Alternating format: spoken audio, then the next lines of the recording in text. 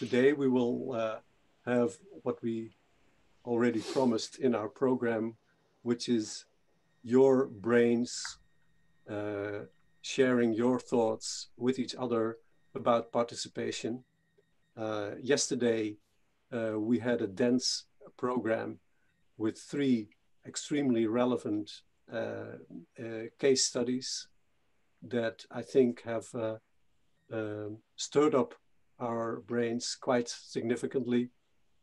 Maybe you had a bad night's sleep, I don't know, but even better for today, because today we will lay the outline for how we can, build a participation process together in the future. And I think it's a unique opportunity with all the people here collected that we can do this, and we really see this as a start of something new. And this is surely not the last time that we meet. And hopefully in one day we could also meet live as we were going to this time. Who knows what we will do. And also I think for participation, the actual use of these tools that we are using now, Zoom, we're going to use Padlet today, we use WooClap, is going to be extremely relevant for all of us. Because in the short term, we will not go back to having live meetings. We can be sad about it. We can cry or be angry about it, but it's not going to happen. It's not sensible. Don't do it. Wait. But I think when we think about the future, we will surely have live meetings again, but it's going to be much more a hybrid form of combining these kind of online webinars where we have so many people from around the world together and live meetings. So I think that's a good perspective, and also to learn in the meantime when we do these kind of workshops on how we can do it more efficient and more inclusive, so that everybody here who is now with us can actively participate. That's also part of participation. So there might be a new science coming up in participation online via the internet and the online opportunities. Having said that, we will do a lot in breakout rooms, but before we would like to wrap up what we did yesterday. Yesterday, we ended our day with a question. And Sylvia, if you are ready, you can share the screen, and then we will read out what each of you has contributed so far in what you learned from the case studies. This is a WooClap that you completed. We have 19 of you doing this. So we thought it would be good to read them out to you. We do it on turns. So first I will start, and then DJ, Marco, and Sylvia. That was what we agreed upon last night, right? Okay, so what did we learn yesterday? First one, we really need to invest in different approaches to engage the adolescents and young people. DJ?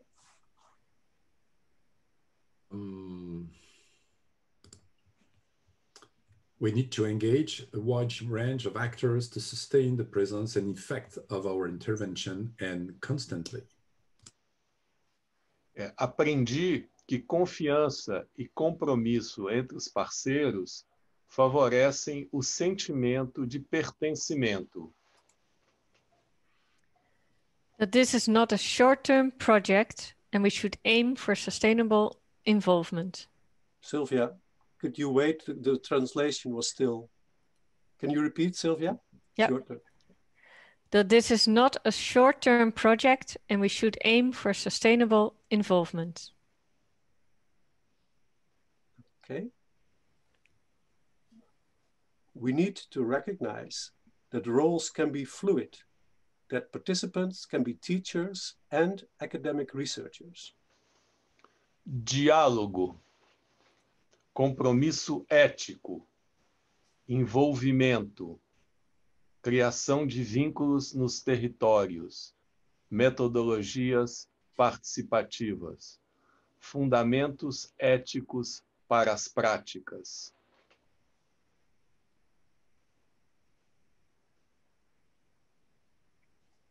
DJ? Changing experiences. Marco? Percebe-se como não é fácil co-construir participação genuína. Create a common language. Sylvia? Yeah, can you repeat? I didn't hear. Yeah. Create a common language. Múltiplas... What is it?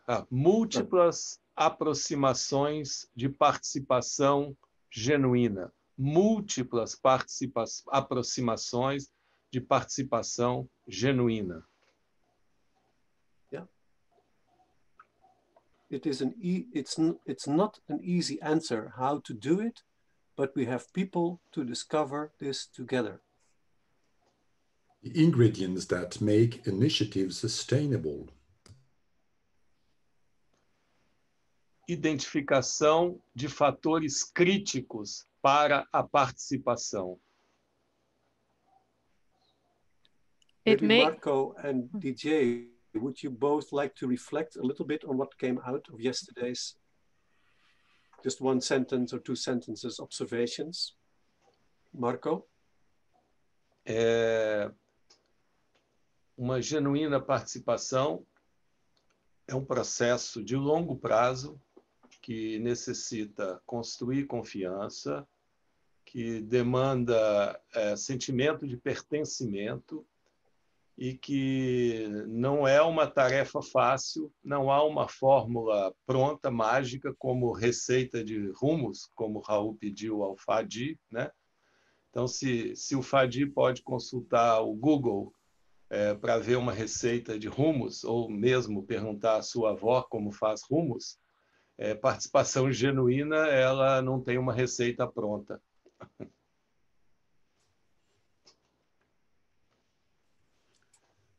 Thanks, Marco. For me, what was interesting yesterday is that we were very close to what happens in the field, and we are very concrete. And that's why, for me, what was said yesterday is extremely promising for what we have to do in terms of writing few building blocks that are not only goodwill, but concrete ways to build a real participation devices and projects.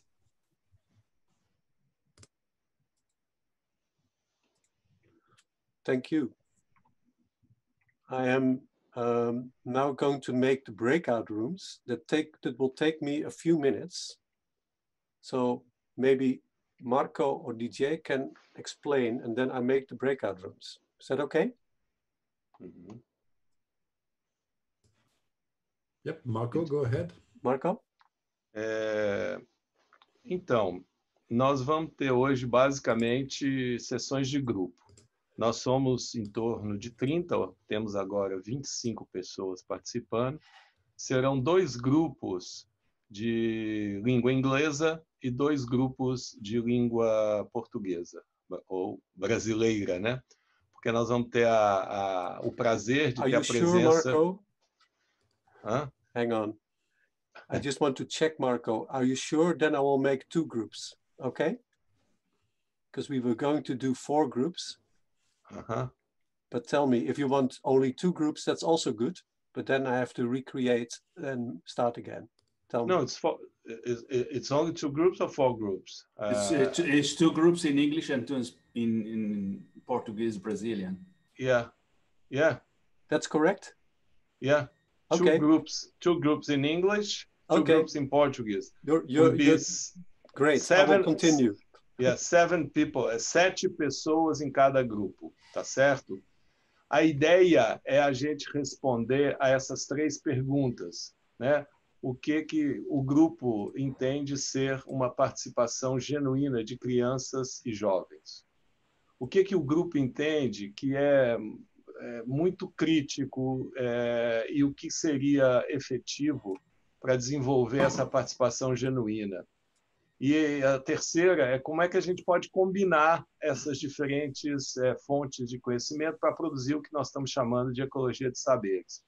Vocês, a Silvia mandou ontem à noite, ela vai provavelmente aqui, ó, já está aqui, um Padlet. O que é o Padlet?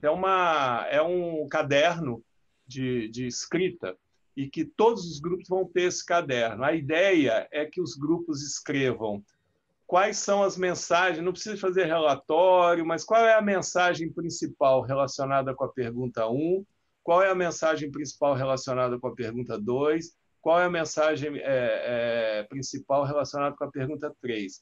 Depois, em plenário, cada grupo vai ter 3 minutinhos para mostrar, apresentar, estimular a discussão que vai vir a seguir. Aí nós vamos fazer um break e depois nós vamos repetir essa brincadeira de grupos novamente, mas com outras perguntas, mirando a questão da escrita do projeto, tá certo? Então, no primeiro momento, nós vamos refletir sobre participação e, no segundo momento, nós vamos, de alguma forma, iniciar o processo de escrita do nosso projeto futuro. Então, é esse o objetivo da conversa hoje. Didier, você quer realçar alguma outra questão, por favor?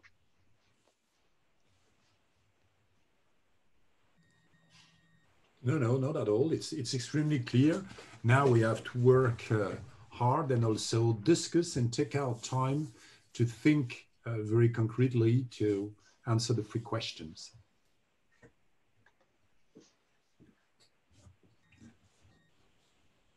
I've shared the link to the Padlet in the chat, and it's also on your screen. And in the Padlet, we've created a space for every group to answer the different questions. E tem questões escritas em inglês, questões escritas em português. Então, grupo 1, grupo 2 em inglês, grupo 1, grupo 2 em português. Então, a gente, dos grupos em português, escreve lá no português, os colegas da língua inglesa escrevem lá. O Raul pediu para ir, ele está nos abandonando, o Raul vai nos abandonar, ele vai ficar No, I'm not. No, it's because my personal limitation is in Portuguese. I promise that I will study Portuguese for the next. Good. Mas nós perdemos o Raul, mas ganhamos o Luiz. Luiz não se apresentou ontem. Luiz, você poderia se apresentar? Você é muito bem-vindo hoje, mas infelizmente você não esteve ontem com a gente. Você podia dizer quem é você, o que você faz e qual a sua motivação com o evento, que foi o que nós fizemos ontem. Aí os amigos brasileiros vão te conhecer. Você pode fazer isso, por favor, Luiz? Olha, em primeiro lugar, obrigado, Marco, por esta oportunidade de estar convosco hoje, embora eu ontem não tenha conseguido juntar-me a vocês. O que é que eu posso dizer da minha apresentação, resumidamente, também para não tomar muito do vosso tempo? Well, first of all, I'm a sociologist, a health sociologist, and therefore I try to combine the perspectives of health with society. So this will define my position today in science and research. I'm today a blocked man. I can't move that easy. So I went to a surgery, which means that sometimes I'm not able to attend or to keep myself in a sitting position for a long time. My main interests in research are public health and health literacy and health promotion. And I'm at the present associated professor at the University of Freiburg in Germany. And also I'm a teacher, a professor at the Coimbra Institute in Portugal. And I'm very happy also to collaborate with UNESCO chair, giving my best to the project that we all have in hands. So thank you very much for this opportunity, and sorry very much that I was not able to be with you yesterday. Thank you. Thank you very much, Luis, and we're so happy that you can join today. I can tell you now that we have the 4 groups ready. There are more Portuguese speakers, so we have slightly bigger groups, but I hope you're okay with that.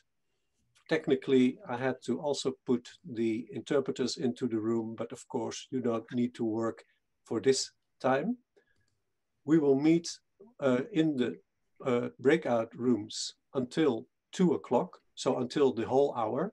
So you still have 37 minutes to talk about 3 questions. It's a lot of work. And then after the hour, when we've reached the whole hour, you have 10 minutes break. You are invited to use the Padlet on behalf of the group to answer the 3 questions.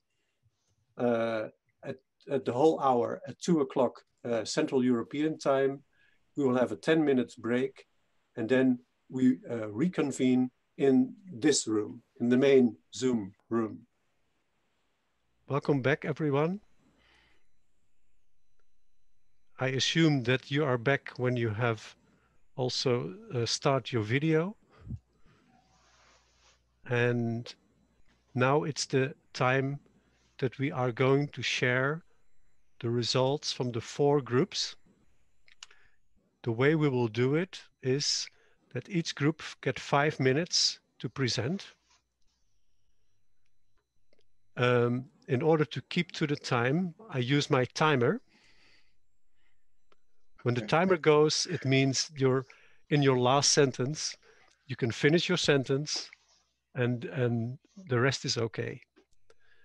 We want to keep it lively because there is a lot of talking. We use a lot of hearing and listening. Now is the listening part of the this workshop. So, and after the 4 groups present, we're going to have a discussion of 15 minutes. Again, we will time this so we keep track of the time, because this is a topic that we can talk about day and night. So is everybody ready?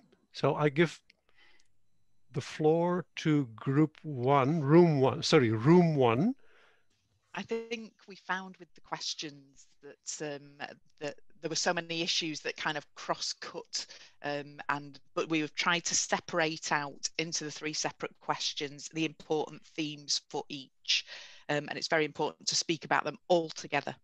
As far as genuine participation of children and young people is concerned, we thought that power is a central word in this, and that it's important to share power.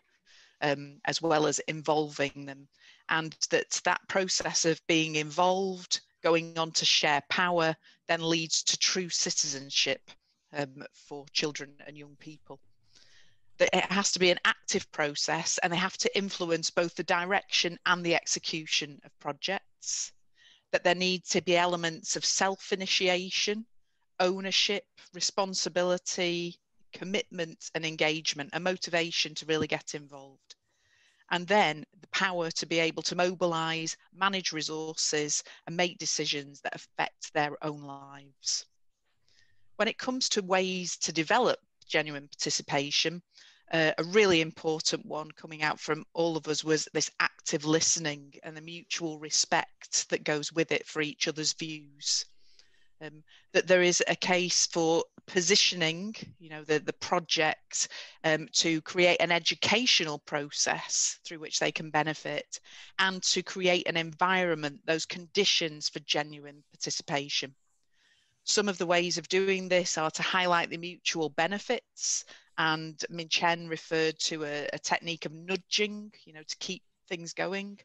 The need for a formal agreement and ground rules, that there's a plan from agenda setting, so right from the beginning to end completion, and that throughout there must be transparency and clear decision-making processes that people sign up to, and some flexibility about timeline. This is not something that fits neatly into a research project space, and that we have to plan for long-term relationships. And then looking at how we can combine knowledge, we thought story sharing, narrative, really important for these age groups, that we need to look at both the process and the concrete results, that we have to communicate during every step of the process. It's not just that we try and combine everything at the end, that we look at project-based learning, such as STEAMs as an example, a problem-solving process, an ecological approach, and to keep an open mind about the nature of evidence. So combining those, thinking really about intersectorality and its importance, and the different views that there will inevitably be about the question. Thank you very much. Well within the time limit. Is there anyone who would like to add from the group? No, I think it's a good summary of what we said. Yeah. Thanks Okay. a lot, Nikki. Okay, then we can go to the second group. Sylvia, that's your group. Who is going to do the report back? We didn't decide, so You I can think make a decision. do it. Yeah. I will do it this time, and Great. the next time someone else can do it. Okay. Your time starts. Yeah. So the first question: what do we mean with genuine participation? We talked about if participation is the right term. Maybe engagement would be a better term, even, because it's well, I don't know how to say, but so we talked about total involvement, active participation, so not tokenism, an embodiment of the young children and young people in the whole project. And that also reflects in the second question, the critical and effective ways to develop genuine participation. We talked about involving everyone from the start of the project. So already with designing the project, and not at just involving people when we're actually going to implement the project, and then there's no influence on how the project is developed. We talked about that we need different approaches for children and young people, so we need to adapt the strategies to the age of the children and young people. It's important to pay attention to the motivation of the children, young people, to get them involved and to keep them involved. We also talked about that adolescents are already very motivated to be involved, because they want to prove that they are to themselves and to others that they are doing something good, and that they need more social rewarding than like rewarding in kinds of money or stuff. And the last thing that we talked about was that we should not talk with children and young people about diseases and preventing diseases, but to talk about health, and health as a human right, and in order to get them involved. And we can go through the 3 stages to help them comprehend, to help them to manage, and to give meaningfulness. And then the last question, the combination of the different sources of knowledge. So we named a few different sources, like the school curriculum. We can have special designed social media platforms, which are age and culturally appropriate to collect knowledge. The knowledge should be multi-sectoral. We can extract information from surveys, questionnaires, needs assessments. We also talked about the danger of the word knowledge itself, because it's very often related to research. And we also want to include not only the knowledge coming from research, but especially the social experiences, personal experiences. We want to collect these and from so really the different kinds of experiences. Thank you very much. And we now then, again, within the time. Hey. Group, this is marvelous. We go to the third group, third room. So, Marco? Sim. Who's reporting from your group? Eu vou reportar, pode ser? Cássio. O nosso grupo é composto pela Maria Fernanda, pela Rosilda, pela Suzane, pelo Raul e eu, não é isso? A gente também chegou à conclusão de que as 3 perguntas estão entrelaçadas, estão interconectadas. A discussão foi excelente, foi muito boa. E aí eu acho que quando a gente reporta, escreve, perde muito do que foi a intensidade e a densidade da discussão. A gente tem uma escritora que chama Clarice Lispector, e a Clarice Lispector sofreu muito porque a vida inteira, porque ela achava que sempre que os livros que ela escrevia nunca representavam o que ela sentia, o que ela pensava. Então, ela sempre dizia que a escrita reduz o amor, o sentimento, a paixão, né? Então, eu não sei se o que a gente escreveu aqui vai representar mesmo a intensidade da conversa, mas aproxima, né? Então, a primeira pergunta, o que quer dizer com a participação genuína das crianças e dos jovens? Os jovens precisam estar incluídos desde o começo no desenho, suas prioridades são levadas em conta, não só na coleta de dados, mas também na análise. A Rosilda levantou a questão que, ao invés de definir como sinônimo o que é genuíno, vamos definir pelo antônimo, que não fazer, né? Manipular. Genuíno é o oposto da retórica do que é participativo, mas é fortemente carregado de manipulação. Então, a gente pode definir tanto afirmando ou pelo antônimo, não é? A gente diz que é importante que seja significativo, que as pessoas que participam se sintam atravessadas pelo sentido. Estar junto mais de uma vez, processualmente, construindo grupos, ser contínuo, né? As perguntas têm que estar identificadas com os jovens, por isso deve atravessar os jovens. Isso é importante, não ser adultocêntrico. O adulto ele pode ser solução, mas ele é também problema no processo da participação genuína, né? Para resolver, para encontrar, para buscar participação genuína, a gente tem que enfrentar a assimetria de poder, construir confiança, estar junto mais de uma vez processualmente, construindo grupos, ser contínuo, persistência, não é? Criar ambientes facilitadores, mas muitas vezes os jovens estão em ambientes que são dificultadores. Então, a gente viu que talvez a gente tenha que disputar os jovens com espaços de ideologia religiosa, que incutem o medo. No Brasil, essa é uma questão relevante.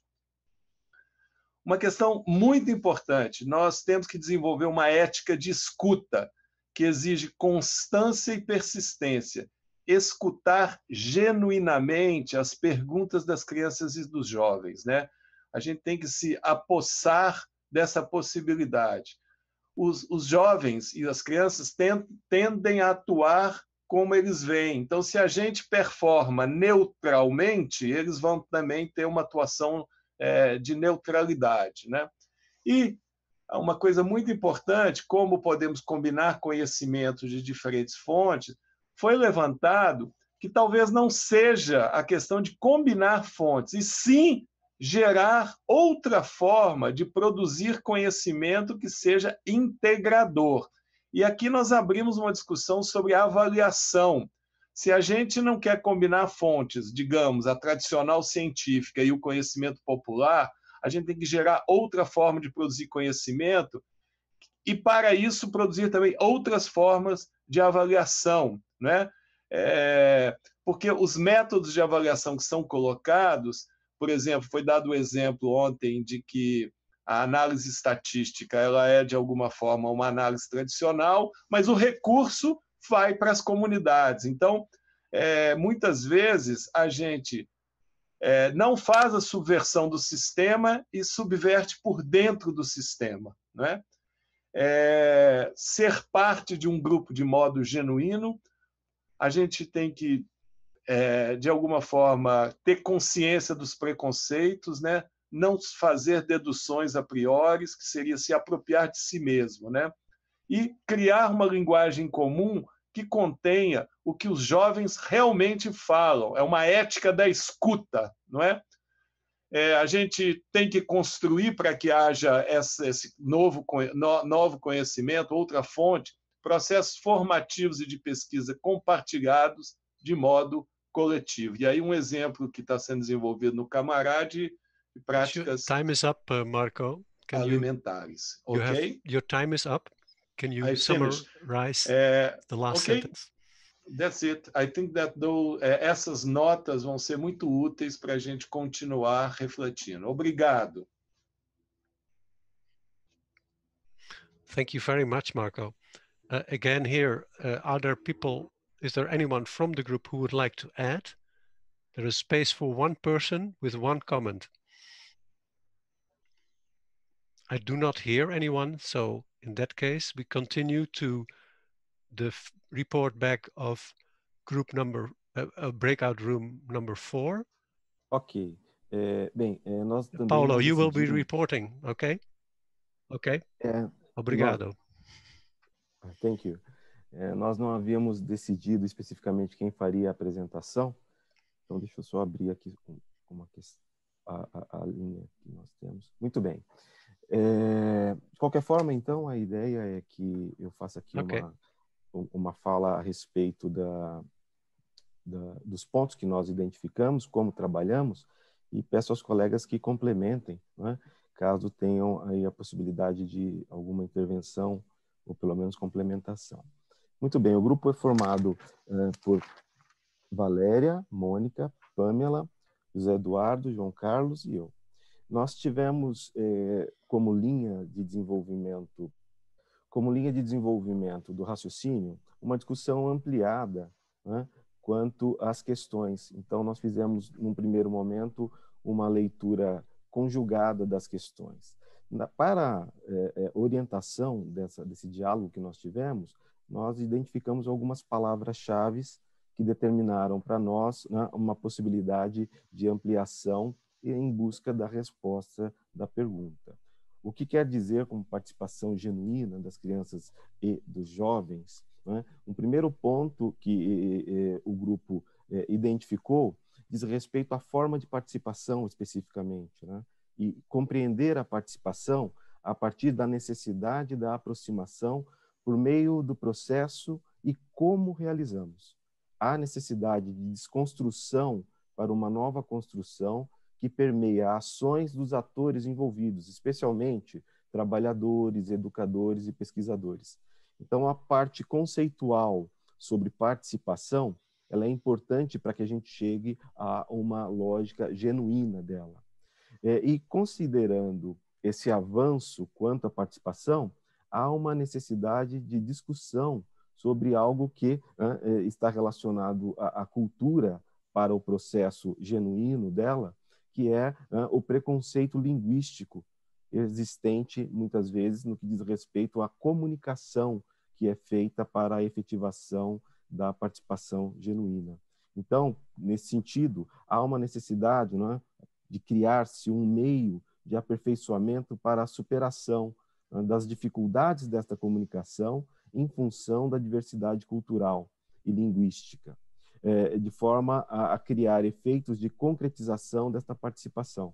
Ou então, com a falta dessa discussão, impedi-la.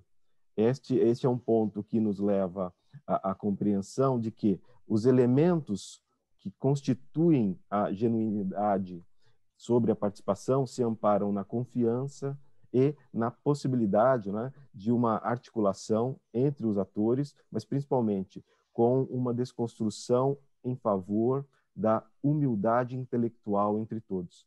Que nós expressamos nesse sentido exatamente a lógica de que o conhecimento, a participação, ela deve ser feita de uma forma equânime, equilibrada no sentido dos conhecimentos e dos saberes, de forma a se manterem nivelados, mas num nível que não necessariamente é estabelecido por aquele que supostamente é detentor do conhecimento, porque isso desconstrói a genuidade da participação. Quanto à questão número 2, né, quais são os meios críticos e eficazes para desenvolver uma participação genuína, né, identificamos que a capacitação dos atores sociais envolvidos num processo contínuo de educação é um fator fundamental, porque essa presença de longo prazo estabelece não só uma possibilidade da sustentação, né, ou de uma futura sustentabilidade, mas também permite, como uma ferramenta, uma co-construção onde se tem o envolvimento de todos os sujeitos e, consequentemente, você permita uma apropriação, você permita um pertencimento do território. Por fim, a combinação do conhecimento de diferentes fontes de ecologia, de conhecimento, nós estipulamos também algumas palavras-chave que nos remetem a um olhar sobre o processo como um todo, né? E, nesse sentido, a disputa política entra no cenário, de forma que seja necessário estabelecer acesso aos recursos, aos equipamentos, né, de forma a manter a capacidade dos sujeitos de interagirem e, principalmente, de serem atendidos a partir de uma lógica que envolva uma igualdade desses conhecimentos. O acesso, propriamente dito, a recursos, ou não recursos financeiros, propriamente dito, mas aos recursos que limitem a vulnerabilidade, é fundamental para que se possa combinar uma participação genuína. E, com isso, uma discussão que surgiu no grupo que foi extremamente importante, que é de que forma esses conhecimentos se apresentam. Porque a ideia de conhecimento... It's your time. Can you summarize, Paulo? It's your time. Okay. Perfeito. Can you make one closing sentence, please? Perfeito. Então, a necessidade de uma inclusão de vários saberes quando se considera o conhecimento. Era isso. Obrigado. Desculpem extrapolar o tempo. Thank you so much, Paulo. And what I notice is that every presentation gives a slightly different angle. There are overlaps, but also very different and rich feedback. So thank you all very much. And now we have 15 minutes where we can discuss what we heard. We leave this open. We haven't not programmed yet. So if you want to speak, I suggest you raise your hand or just brutally talk in the mic, because I cannot see you. We have the shared screen, and I think it's useful to have this text also in front of you. And again, we have 15 minutes. I will put my timer, and after the 15 minutes, we go to the next step. And as Marco said, this is already very rich, and we will share, of course, all these discussions in the report that we're going to make of this meeting. Is there, Monica, you raised your hand. I can see that actually. You can click raise hand, and then I can see that. Monica, please go ahead. Yeah, one of the things that we talked about was, I'm speaking English. No matter. It was about the linguistic difference and the need to understand. And the first group or the second group also started to say it will be participation or engagement. So it's really important to have this appropriate language to get to have a comprehensive way of communication between the groups and also between us. Okay? Yeah, thank you. Susanne. Yes, thank you. I was just reading the comment or what I gathered from the presentation about what kind of knowledge, and I think that's really nice and really important, because I think it's really key to think about what do we talk about when we talk about knowledge. And I think especially taking into account the social experiences, and it's something I try to do in my own research, like really looking at the social practices and everyday experiences of young people, in my case related to climate change related issues, but I think it doesn't really matter which topic we talk about, and like really trying to to relate to, in everyday practices that are existing, and like really trying to engage with realities of people, and then kind of trying to translate this into, well, maybe more academic knowledge. But I think it's really important to differentiate between different levels of knowledge. I think, and not only go like, okay, which one is knowledge that we can translate into, you know, a report, or for policymakers, for academia, into a journal presentation or a paper, and how can we really, you know, make this tangible, this everyday knowledge that exists, these experiences, rather, maybe not really knowledge, maybe it's really experience what we talk about, and how can we make this, you know, yeah, graspable, you know, for everybody. Thank you, Suzanne. Very relevant comment, I think. And I saw Mahmoud wanted to comment. Mahmoud, please. Right. It's about the term participation and engagement. Actually, engagement is a deeper participation, is a much wider term. You can participate passively, just observe, you are participating. You can be involved, you have something to do with this, and that's it. But to be engaged, what we meant is really active participation. And that's the most effective way. And to achieve active participation, you have to do so and so and so and so. So it was not a misunderstanding of the term participation, and we called it engagement. No, we meant that, and we meant that engagement is a more broader term and more effectual way of participation. Thank you for this comment, Mahmoud. Paulo, please. Ok, obrigado. Bem, apenas um acréscimo a respeito do que foi discutido especificamente no nosso grupo, mas que merece talvez um olhar a partir, né, dessa fala do Mandu sobre o termo engajamento em si, que é um ponto, né, prático, efetivamente, da questão não só de uma mera tradução ou de uma interpretação, mas o que nós levantamos no grupo e que me chamou a atenção foi a visão de todo o grupo a respeito, né, de um termo que foi apresentado pela Pamela, decorrente da fala da Nina, que é a humildade intelectual, que muitas vezes se torna um impeditivo para que a boa comunicação se efetive. E isso, em parte, pela forma como nós, pesquisadores, academia, não facilitamos. Então,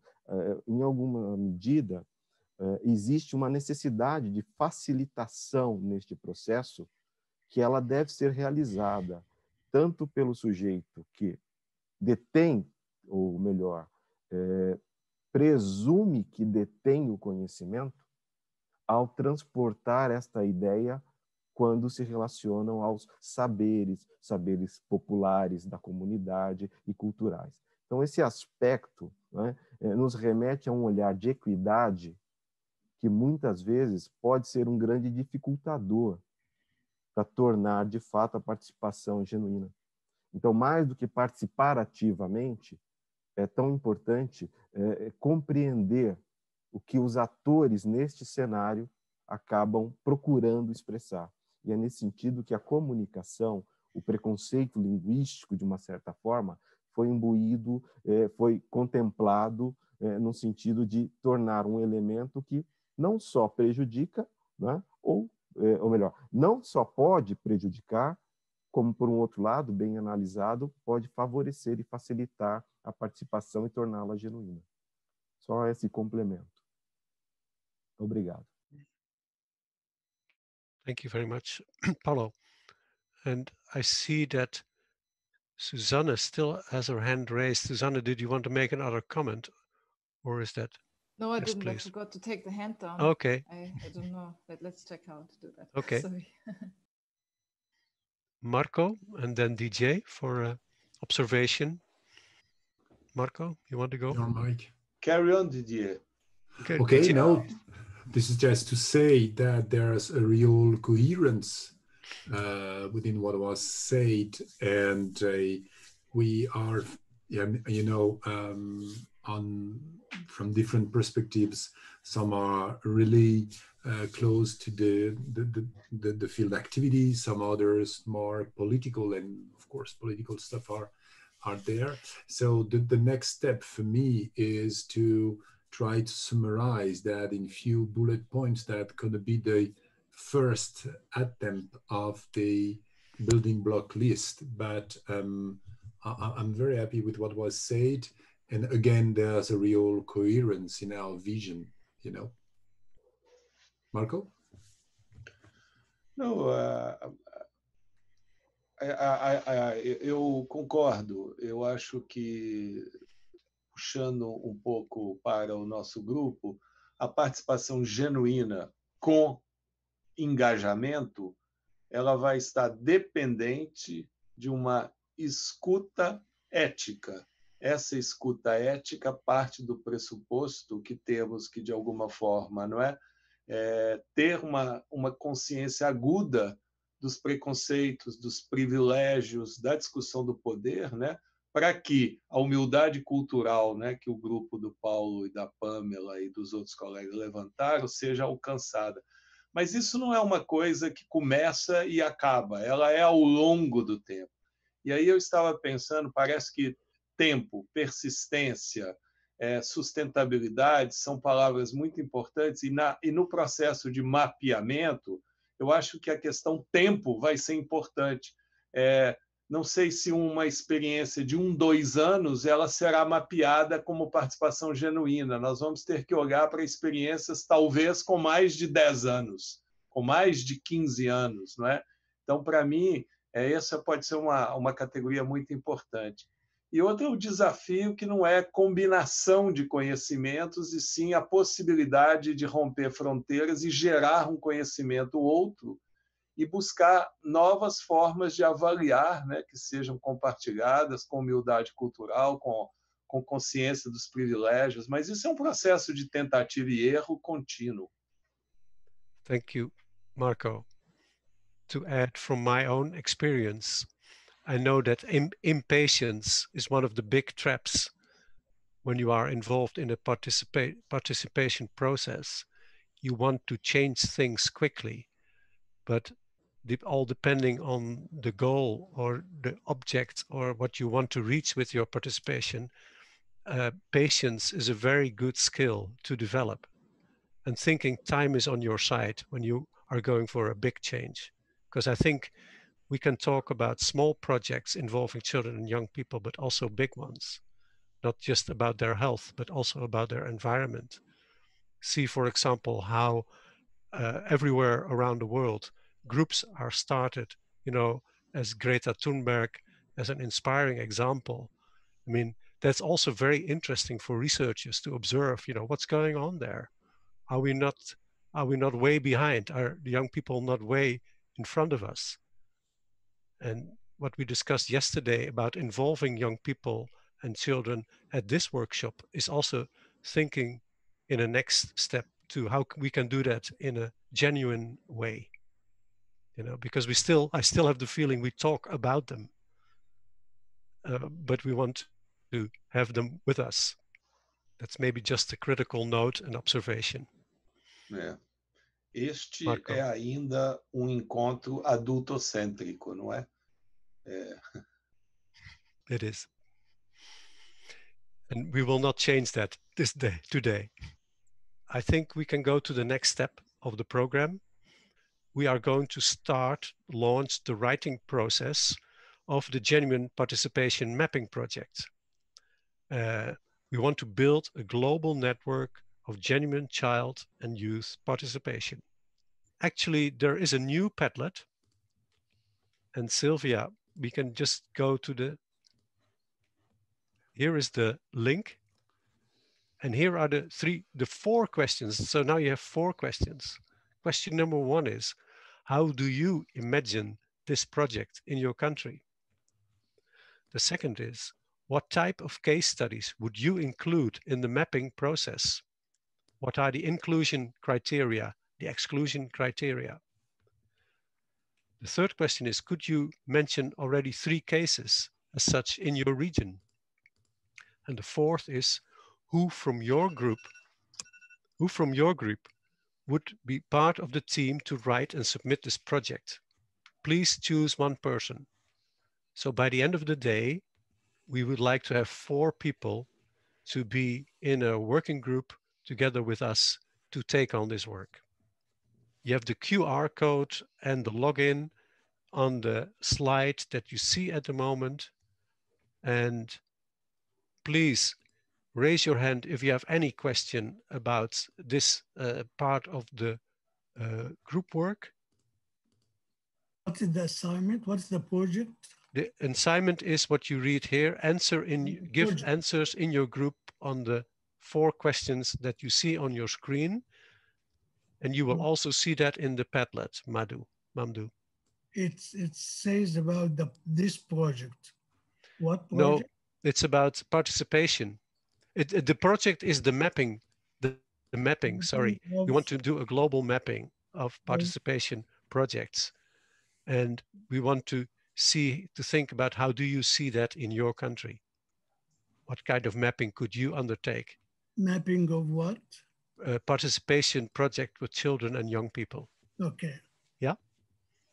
Okay, good. So then I will make the breakout rooms and we will have 40 minutes to discuss in the breakout rooms. I'll put the timer on 40 and a little bit so you can see how much time you have left. And I wish you a good and fruitful meeting again. Welcome back. We are in our last hour and we are, I think, sprinting a marathon, trying to do a lot in 2 days, but we have all the time in the world. Time is on our side. We will have again the feedback from the sessions, from the different groups. And I think we can start again with the report back from the breakout room where DJ was in, and we will share the screen. DJ? Yep. Okay. 5 minutes for your feedback. Yes. Okay. I just would like to thank all the member of the group because it was extremely rich. We learned a lot. A few points. The first one was on what kind of a project. This project has to be based on the children's rights, because this is something we have in common, and to be a way to make them coming to reality. We also consider that it has to be also a project that helped to give a genuine visibility to that kind of activities that led to a better participation of the children and young people. And this is always what we say about the fact that what we are doing is not only based in aiming at producing knowledge, but also at contributing to social change. We also consider that there is a need to be aware that the different kind of a project we are in search for are led by different kind of institutions and organizations that could be hospitals, that could be municipalities, charities, and this is very important to have that and to take into account the context. And Raul talked about the work he did with the LGBTIQ plus young people, and of course, depending on the context, the meaning of participation, the kind of activity that can be launched is really different. We also need to identify the leaders. We have good colleagues. We talked about Siosha from Galway University. She worked on this topic of participation for the last 25 years, and we need to have her on our side. So this is what we have in mind in terms of shaping the project. Concerning the inclusion, exclusion, yes, and Rolf shared the name of Sjorsja. It's Gaelic name, so when you read it, you're not sure it's Sjorsja, but this is the way in which we have to pronounce it. Yes, Sjorsja Nagawan. Concerning the criteria, they have clearly to be explicit, and it has to be an inclusive approach, meaning that we have to be sure that all the key criteria we have about non-violence, socialization, including people who are different because of chronic condition of handicap. We also need to be aware of the challenge of the age, because depending on the age of the young people, the kind of participation is different. Be aware also of the different kind of participation and the way in which the project could lead to a participation that is more real, more genuine than other project. We also consider that there's a need to work in formal settings and informal setting. The one linked to a popular education, for example, at the city level or in a group or in a sport club on the one hand, and also in schools. But we also have to describe clearly the context. And we have this preoccupation and this key question of the countries that are very often below the radar. How can we contribute to have them on board and to have colleagues from the most disadvantaged countries on the planet on board with us? Concerning the case studies, there's a lot of interesting studies in the different countries. And we also would like to say that concerning the people who want to be part of the group, who are going to write and submit the project, it's not only one person. We are many of us would like to be involved. And the idea from our group could be probably to write in the following weeks a 2 pages or 4 pages maximum brief descriptor of what we want to do in order to know where we want to go all together. Colleagues, do you want to complete and add a couple of things from it's a short summary because we just have 5 minutes. It's a great summary. Yeah. Raoul and Raoul. No, just okay. It was just to support. It was the best summary.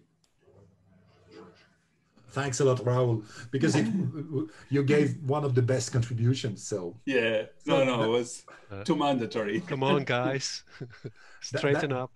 It's okay. That's good for us. So next group. Okay, Rolf. Next group, please. That's next group, please. I'll give the floor to Sylvia, and maybe Sylvia, this time you arrange somebody else to do the feedback. Well, we were cut before we could do that, but maybe Luis, do you want to present our contribution? Luis?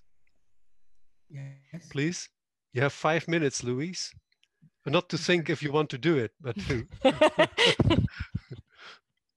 Luis, where are you? Where I am? Can you see me? Yes, I can. Okay. Can you hear me? Yes. You have 4 minutes and 30 seconds. First of all, I think that we all agree that this is very said than hardly found. So to start with, in theory, everybody agrees with the genuine participation. However, the practice is not that easy to find. So mapping can really be very useful to prevent us from duplicating work and to learn from the success stories that we can map over there. So some governments may be reluctant even to be included in such a project. And we might need to go with the NGOs and find there some source of information to move ahead. An example from Algeria is that to be successful, it needs to be a bottom-up approach, and the Ministry of Higher Education is supporting this type of approaches. Okay, again, thanks to Sylvia, who has synthesis here that you all can read. So I'm just relying on the very good notes that Sylvia took. Thank you very much, Sylvia. But anyway, so what type of case studies could be included in the mapping process? First of all, of course, this is our main backbone. Health promotion, education would be there. But also we need to focus on human rights. And I'm happy to what Didier just referred previously, because we are in line with it. And children and young people would be, it's needed to be, they need to be involved in all these phases, particularly in the planning phase of the project. And the need of to have the perspective of a scale up and to expand behind pilot phases that we all are aware that sometimes are quite successful, but then to continue them and to scale them up, it's another question. Mahmoud gave us 2 examples of cases that could be referred in our regions. One, engaging adolescents as health promoters within their schools and families and community in 12 areas in this country between 10 and 2016. Another one with the umbrella of the UNESCO, focusing on young people and their artistic talents in the Opera House between 2019 and even developed a documentary based on this. I referred to a project based on drugs and alcohol, nicotine prevention, bottom-up project that took place in the southern part of the Lisbon area that could be referred as an example.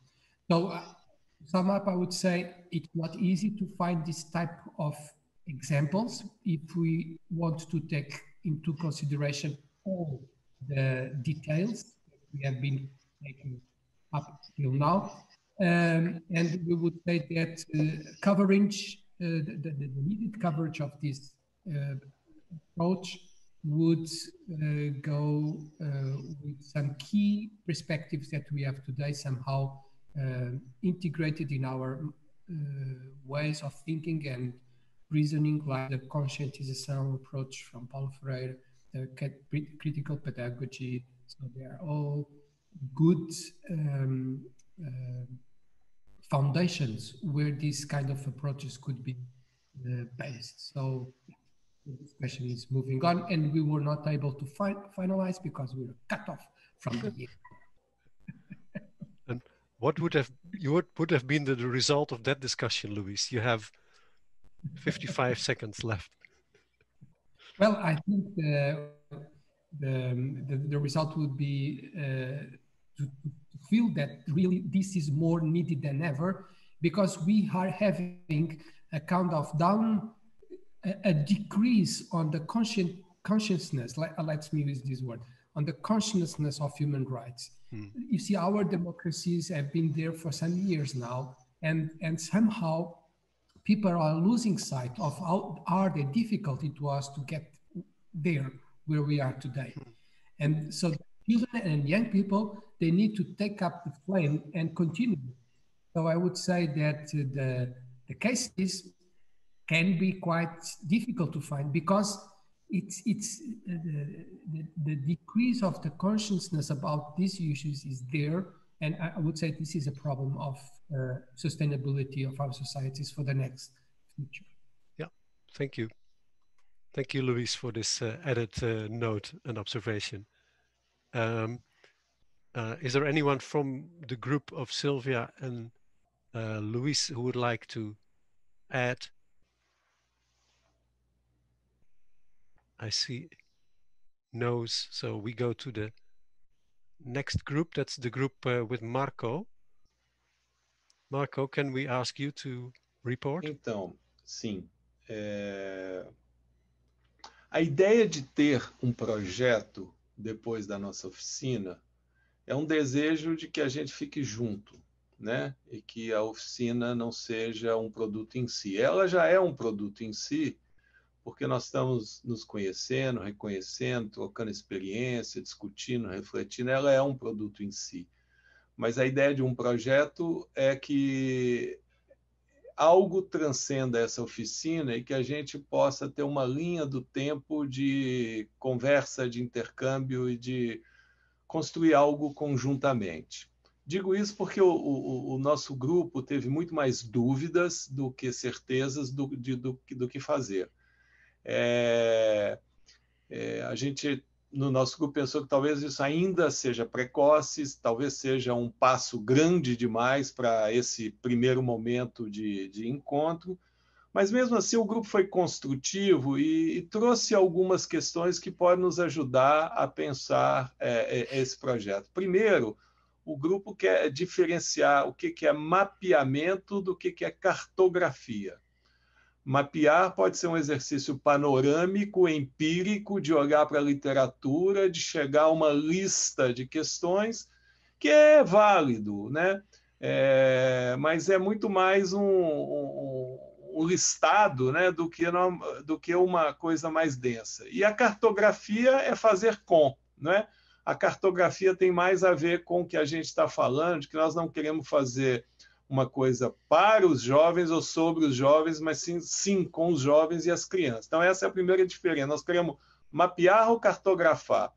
Nesse sentido, o mapeio pode ser empírico, ele passa por uma revisão de literatura, ele passa por um processo, talvez, de bola de neve, de indicação, né? A cartografia é um se meter dentro, né? É um se aprofundar, é estar junto e conhecer, né, junto com as crianças e os jovens, se aquilo representa para eles mesmo um projeto de participação genuína, não é? E aí nós discutimos se essa pergunta, mapear projetos genuínos de participação de jovens e crianças, se não é uma pergunta nossa, e se essa é uma questão que os jovens e as crianças se perguntam, né? E aí nós vamos, então, o que é que os jovens se perguntam? O que os jovens desejam? A gente viu que talvez os jovens queiram compartilhar histórias sobre suas vidas, né? Então, esse seria o que caracterizaria uma participação genuína, não sobre a nossa perspectiva. Mas nós começamos a pensar, por exemplo, em termos do nosso país, ele pode ser regionalizado, um projeto por região ou mais. Ele pode ser pensado em termos de sustentabilidade. O grupo do Luiz falou de 6 a 19 anos, nós falamos que um critério de inclusão seria mais de 5 anos, não é? O outro critério de inclusão seria crianças e jovens realmente participam das decisões, não é? E ficamos nessa exercício tentativo de tentar entender o que é uma participação genuína, não é? Eu vou me interromper aqui porque eu queria a colaboração dos meus colegas do grupo, porque eles podem trazer mais elementos, né, para essa reflexão. Rosilda, Suzane, Maria Fernanda e Cássio foram os companheiros dos grupos. Queria dar esse outro tempo, facultar esse outro tempo para que eles também contribuam com alguma análise. Eu acho, vou começar aqui, Marco, que também é rápido, mas a nossa dificuldade também é de escolha, né, de casos, de 3 casos, né, se a gente for pensar no Brasil, que é continental, não é? E se a gente faz isso regionalmente, por exemplo, e como a gente começa a pensar nesses casos. Talvez a gente possa usar o mecanismo aí de bola de neve e ter uma experiência que possa indicar outras. E um dos critérios é que essas experiências estejam em rede, né? Porque eu acho que isso é bem importante também, não sejam experiências isoladas, mas que tenham essa dinâmica, né, de trabalho em articulação. Eu acho que a gente pensou isso também, né, Marco? Sim. Cássio? Acho que a gente conversou, tem bastante a ver com... não sei, é difícil, estou pensando muitas coisas. Mas acho que tem a ver com, para que uma participação genuína de crianças e jovens aconteça, a gente precisa abrir espaço para que elas possam contar suas histórias e as suas vidas em seus territórios, assim. Penso que esse é um passo importante, se a gente for reconhecer esse projeto como um projeto de cartografia, um projeto de inserção nos territórios, nos diversos territórios do mundo. Se formos fazer um projeto que tem a ver com mapeamento, talvez seja uma outra abordagem, porque não necessariamente precisa ter uma entrada, uma vinculação com crianças e jovens. E daí precisamos pensar se um mapeamento, como fazer um mapeamento com participação genuína, né? Quem responde isso, como se responde. Então, essas foram um pouco das dúvidas, assim. Talvez o investimento seja que crianças e jovens possam contar suas histórias e contar suas experiências em seus territórios. Okay. Thank you, Marco. The time is up. Do you still want, I mean, you asked everybody to give the floor, so please go ahead. No, it's all right. It's all right? Yeah, it's all right. We will make Carry one or on. two people a bit unhappy, and then we continue to the next presentation. Paulo, that was your group, but not necessarily you would be the presenter. De fato, essa vez a Vanessa vai fazer um repórter, tá bem? Obrigado. Vanessa? A Mônica se manifestou, a Mônica Vanessa? pode começar e a gente vai se complementando. Pode começar, Mônica. Por favor. Monica begins and the others complement. Okay. This is also great. This is participation in practice. Yes. Monica. Thank you. I can't read the screen, so I will read from the mapping project. Well, sorry. Eu vou falar em português para não me enrolar tanto. Desculpa. Como seria quem do seu grupo poderia fazer parte da equipe? Não, esse é do grupo 1. Como imagina esse projeto em seu país? A gente colocou possibilidades de parcerias institucionais e interpessoais, selecionar territórios em diferentes regiões do país para garantir a diversidade das várias infâncias e juventudes brasileiras, ter recursos financeiros para realizar, né, esse projeto. E o projeto se proporia a discutir o conceito de participação a partir das diferentes experiências, com olhares dos adultos que as sustentam, das crianças e jovens nos seus diferentes modos de participar. E seria uma forma de intercâmbio de experiências. A gente também discutiu a questão do mapeamento do projeto ou um projeto de cartografia, né? Então, o que a gente quer? A gente quer saber como as crianças e jovens participam em projetos que já estão em andamento, para poder, desse resultado dessa pesquisa, conseguir difundir isso em termos de participação, ou a gente quer saber quem está fazendo projetos que tenham participação genuína e como eles funcionam. Os critérios de inclusão seriam estudo de caso, descritivo, e que incluiria a parte quantitativa, e qualitativo relacionado com o entendimento da realização do projeto, que inclua diferentes dimensões sociais, como saúde, educação, assistência, meio ambiente, e os marcadores sociais da diferença, raça, classe, gênero, entre outros.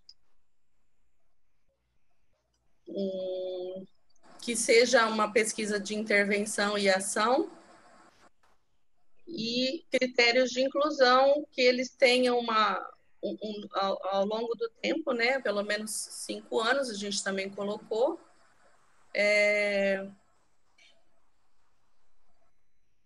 a necessidade de ter indicações a partir de atores chaves nas diferentes regiões e como critério de inclusão que ele não tenha menos de 5 anos de experiência e ser episódico e setorial. Teria que ser projetos que já ocorrem e de forma intersetorial. Em relação aos casos da região, a gente tem obviamente, o projeto do Instituto Camará, tem o Bem TV Rio de Janeiro, tem o Sem Terrinhas, que é do MST, o IBEAC de São Paulo, o projeto de Juquitiba, que é o da Vanessa, que é Bullying Não é Brincadeira, e foram esses que a gente conseguiu lembrar, né? Colocamos até mais que 3, porque a gente achou que era interessante a Vanessa que trouxe para a gente essas experiências. E quem poderia fazer parte do grupo, a gente acabou não nominando uma pessoa, mas que estamos todos aptos a fazer parte da escrita e do projeto. E entre os que se manifestaram, Vanessa, Mônica e Paulo. Muito obrigada. Eu acho que a questão do tempo, né? Assim, acho que é de conhecimento de todo mundo a complexidade que estamos vivendo no Brasil. Então, o tempo nos faltou para a gente aprofundar. Então, assim, se de fato vamos partir para uma escrita, né, para o pensamento de uma ação, a gente precisa de mais tempo, porque são várias realidades, são várias violações, são várias formas de enfrentamento a essas violações.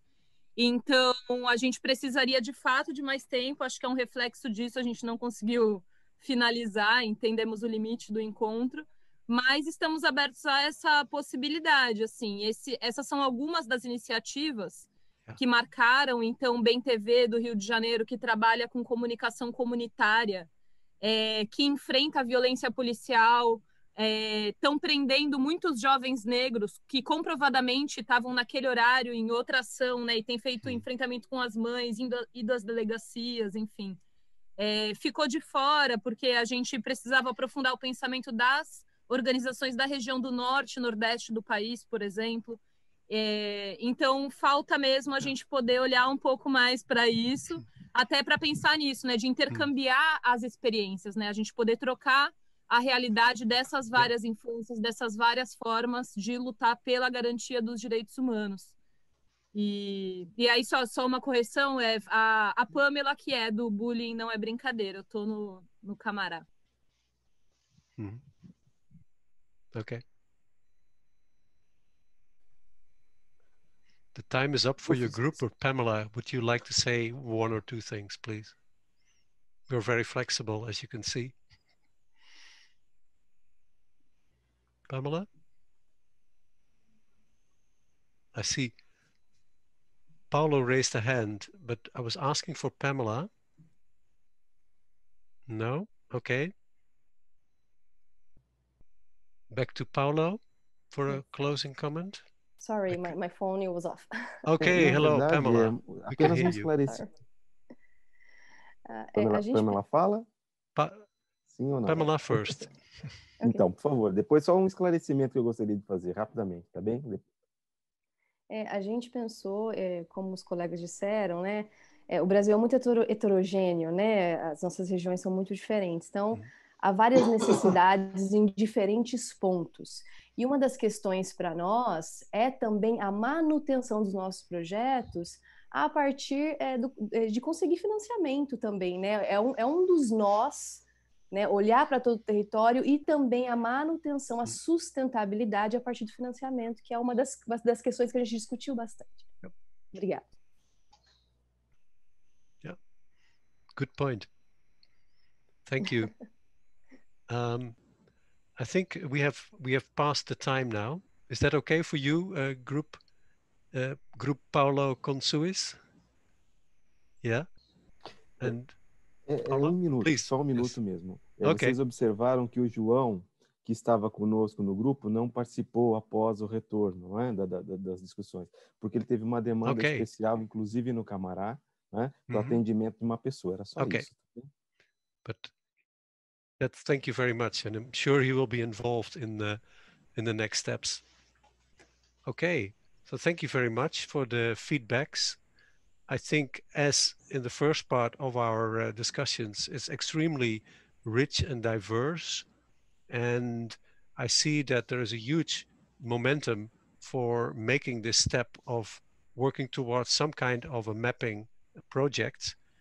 And I think it's, you know, from the different perspectives.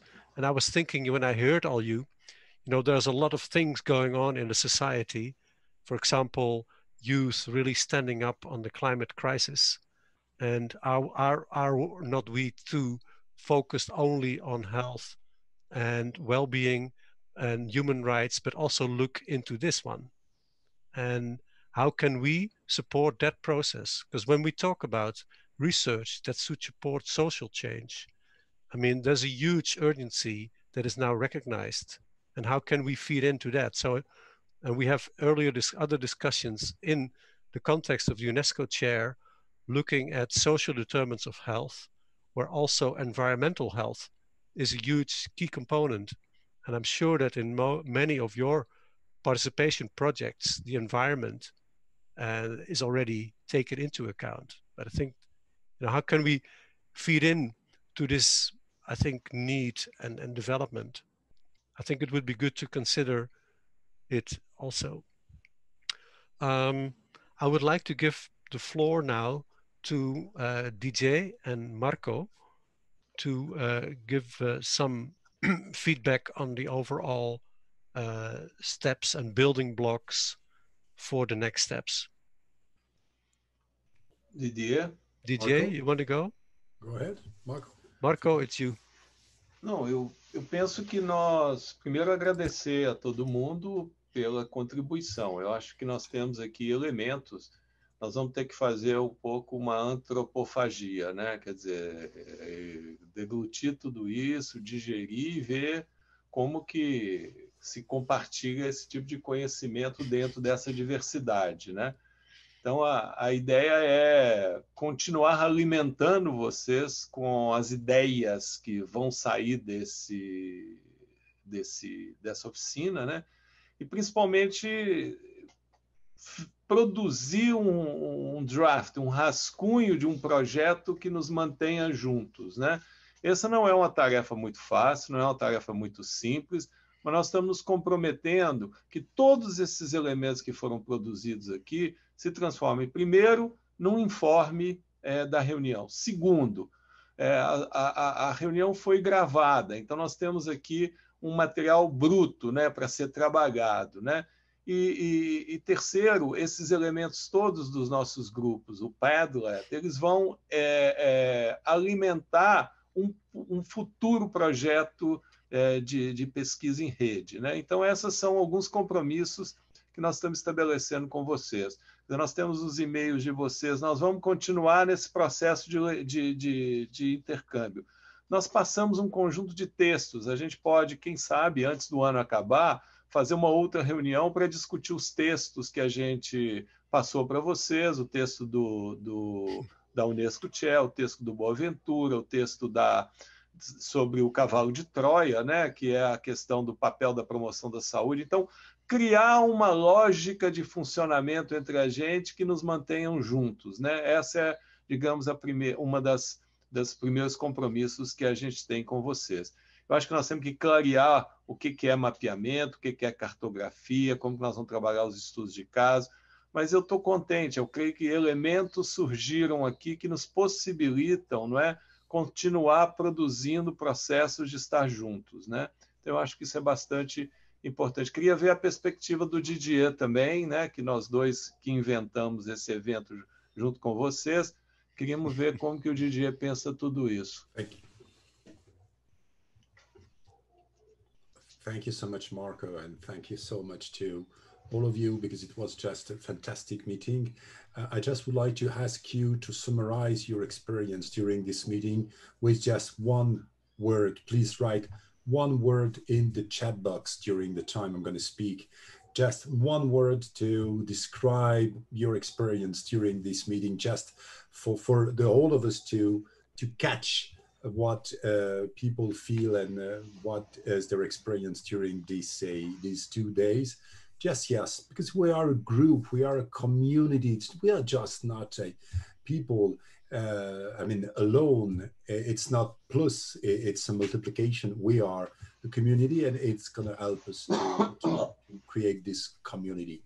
So I don't want to repeat what has been said. Just 3 things. The first one is that we need to define what we are talking about. You know, it's not a waste of time. This is exactly the same as what Marco just said about cartography and mapping.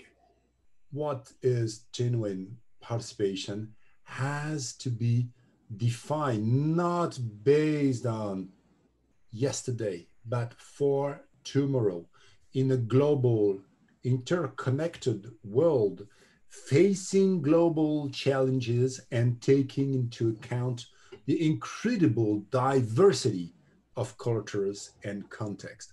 We need to be able to write something that is meaningful in different languages. And Paolo talked many times about the question of languages and also the different cultures. So one of our main activity, and we have to take time for that, is to define for today and for tomorrow what we are talking about. And this is why the idea was to be focused on, you know, this epistemological and ethical framework. Epistemological means what is the nature of the knowledge? What are we talking about? How could we be able to use different kind of glasses and not only one glasses, which are always the glasses of the dominant, whatever the kind of dominant.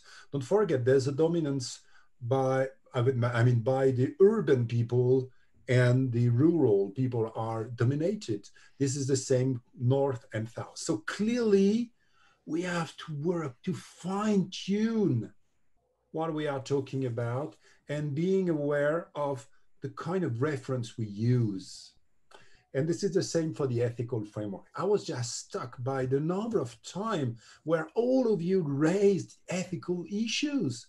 Every sentence, it's always talking about values, it's always talking about right, it's always talking about the people.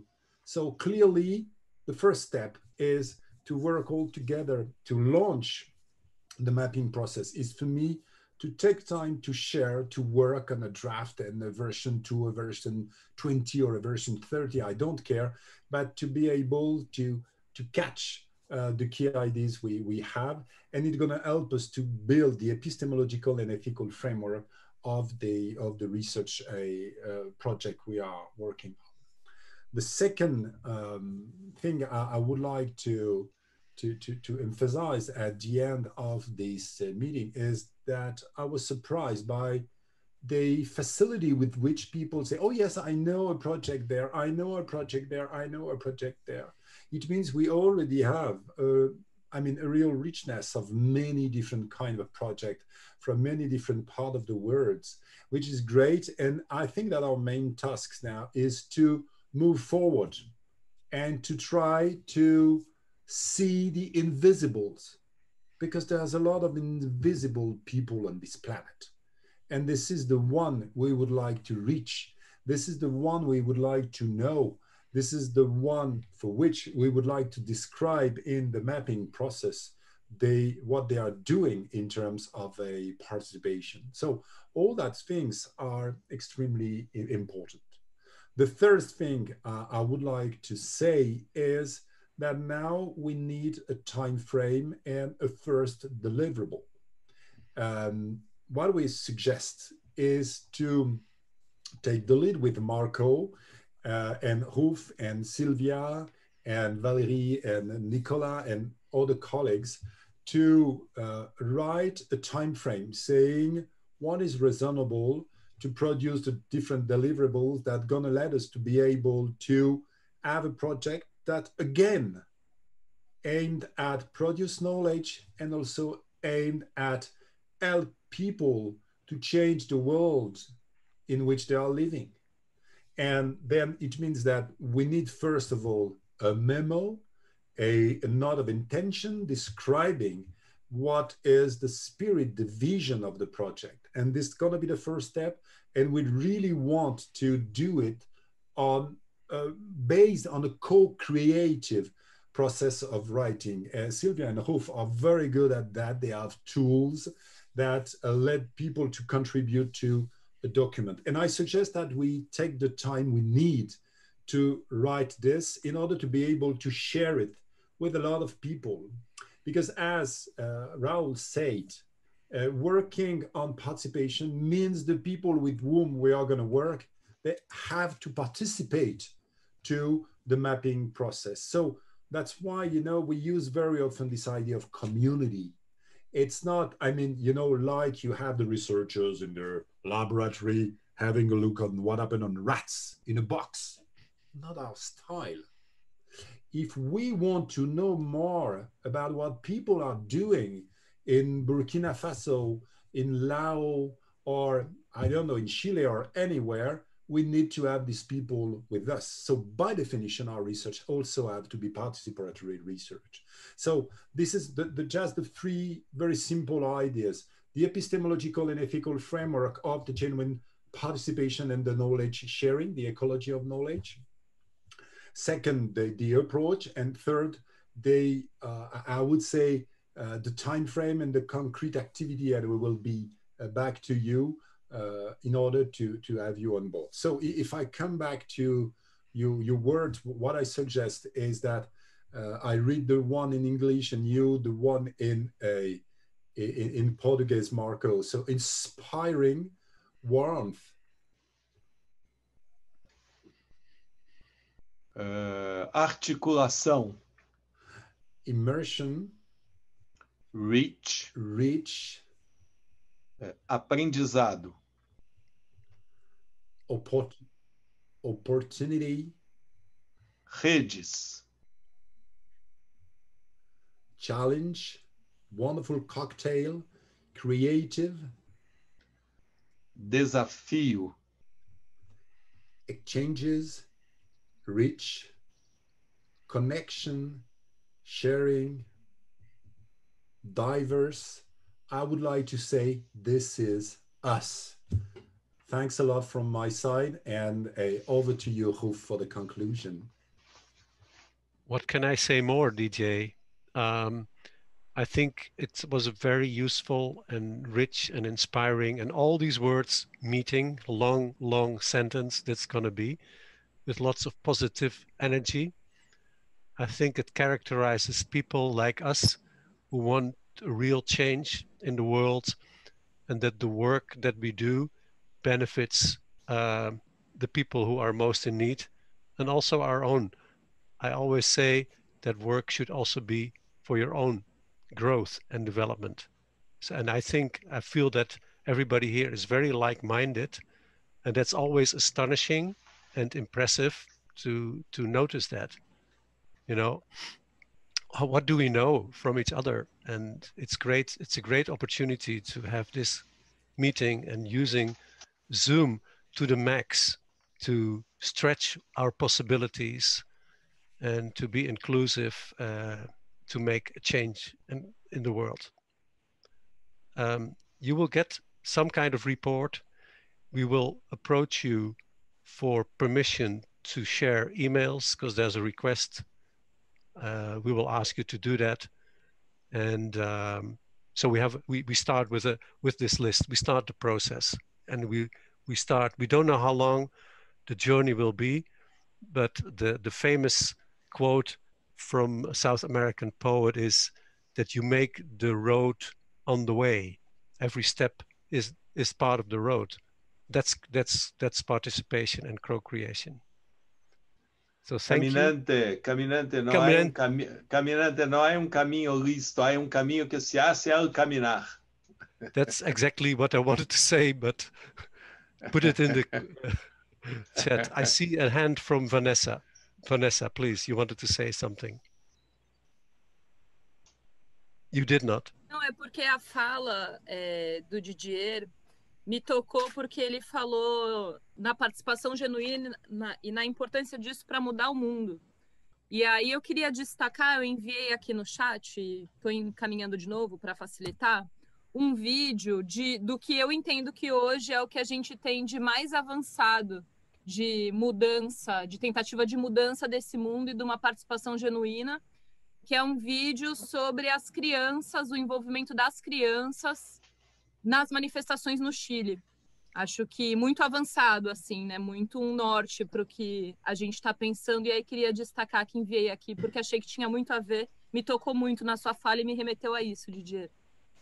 A gente tem um tempo, pedir autorização para o Guf e para o Didier se a Vanessa poderia passar o vídeo aqui para a gente, compartilhar o vídeo e a gente vê o vídeo juntos antes de acabar. Pode ser? Você faz isso, Vanessa? Eu consigo. Eu não estou habituada a usar. Great idea. What a... Yes. Tá. Yes. O vídeo ele tá em... O vídeo está em espanhol e a tradução está em português. Tudo bem? Yeah. Tudo bem. Tudo bem. Coloco já? Sim, por favor. Sim. Yeah. You can share the screen, Vanessa. And you have also to share the sound. Tentando. And if you want, we can do it because I have the video on my computer. So. In the meantime, when we do the technical bit, I want to point everybody the comment from our interpreter, Emily. Oh, we'll do that later. Okay. Video first.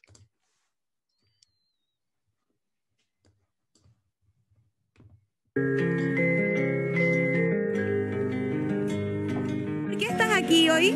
Por la libertad del pueblo que ha sufrido por más de 30 años. Mucho yo vengo para que mi viejita, mi papi, mi hermano tengan una vejez digna, para que mi sobrino que está en camino también la tenga, para que los abuelos tengan una mejor pensión. Para que sea un Chile mejor el día de mañana. Por mis derechos, porque quiero un Chile más justo. Vine a la marcha porque los niños acá tenemos una educación gratuita que es mala y los niños de las comunas más grandes tienen la mejor educación, solamente que ellos lo tienen que pagar. Porque estamos apoyando todo lo que está pasando en el país.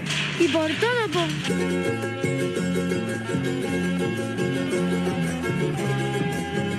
¿Cómo te gustaría que fuera Chile? Más educado, con la dignidad a tope. Primero, un Chile sin Paco y sin Piñera. Sin que los Pacos utilicen armas. Que los ricos no tengan toda la plata. Mejorando los sueldos para las personas. Igualdad de dinero. Mejor salud para los ancianos. Salud de calidad. Cuidar la fauna. Que la educación sería gratis y que sea mejor para toda la gente, no solamente para la gente que tenga plata. No está bien de que una persona pueda pagar por la educación porque hay niños en la calle, tal vez ellos no tengan para pagar colegio. Que cambie y que sea para el beneficio del pueblo y no solamente para los ricos. Y con todo lo que pide la gente.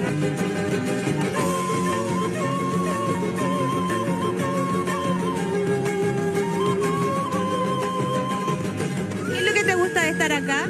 Porque la gente se ve que sí le pone empeño a estas cosas. Porque es divertido, todos cantan y bailan. Se ve todo el pueblo así, unido así por las mismas razones, así para un Chile mejor. Lo que me ha gustado es ver toda la gente luchando por sus derechos. Porque es como una fiesta grande, además venden pizza. Hay muchas personas que vienen a protestar por su pueblo. Los de la primera línea sobre todo. Eso es lo más bacán de aquí, que ellos son los que nos dejan respirar aquí porque para que no tiren lacrimógenas ni venga el guanaco. Nos reprimen todos los días y nada que ver si nosotros estamos aquí pacíficamente. La gente que está muy con la cagada, con los ojos, les damos lechecita. Y aunque tiren una lacrimógena, nadie se va porque están luchando por Chile.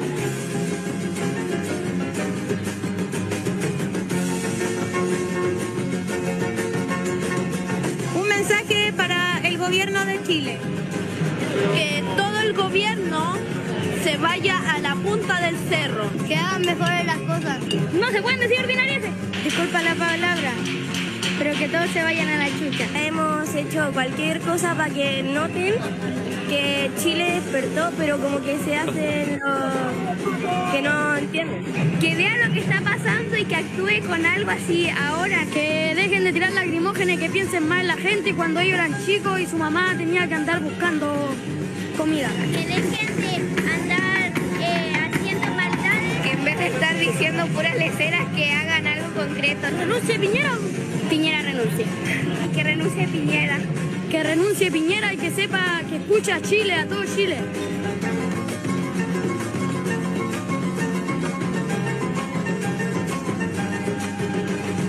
Un mensaje para todos los niños de que no tengan miedo por lo que está pasando. Que salgan sin la pera, porque yo al principio también tenía mucho miedo, pero cuando uno viene acá le da rabia lo que hacen los carabineros. Que vengan porque es bacán y hay hartas cosas y no es malo venir para un Chile mejor. Y un brillo que hace en la casa, viendo tele. Esto también es para su futuro, para el futuro de Chile y para el futuro de ellos, que puedan crecer con un Chile mejor. Salgan con la fuerza y con la motivación de ayudar a sus papás, a su mamá. Y para los niños del Sename, de que se cuiden mucho, que no se rindan y que el pueblo no se duerme. Esto nos enseña que cuando nosotros seamos mayores no tener miedo. Que nunca paremos de manifestar hasta que nos den las cosas que nosotros queremos.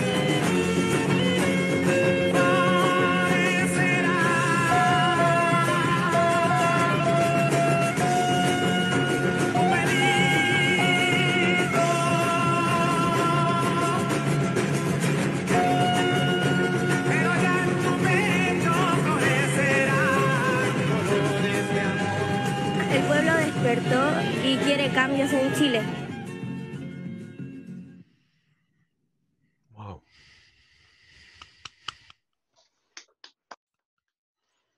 Thank you so much. What a great conclusion. And this is where we are. And it was so good to share that. Yeah.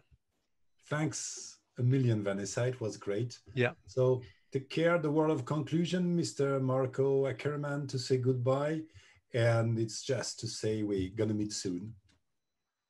Então, agradecer, e todos vocês sabem o e-mail meu, da Silvia, do Didier, do Guf, e, por favor, não fiquem esperando o informe. Informem para a gente também o que aconteceu aqui, o que vocês gostariam de ver refletido no relatório.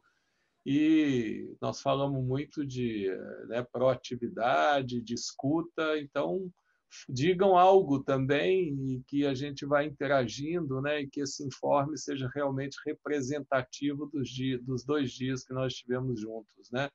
Acho que vai ressoar ainda por um tempo essa discussão, mas sairá, como diz aqui em português, coelho deste mato. Vai sair coelho deste mato e a gente quer que vocês sejam parte dessa construção coletiva e que a gente faça disso tudo algo bastante útil para todo mundo, e porque no fundo nós queremos transgredir, nós queremos questionar, discutir, destruir o capitalismo, porque o capitalismo é um problema, apesar da gente não saber muito bem o que colocar no lugar, O Papa Francisco disse isso, e o Papa Francisco, na sua última encíclica, falou da cultura do encontro, Inclusive o samba da bênção do Vinícius está lá, A vida é a arte do encontro, apesar de haver muitos desencontros pela vida. Então, sigamos construindo possibilidades de encontro, e esses 2 dias de encontro eu acho que foram bastante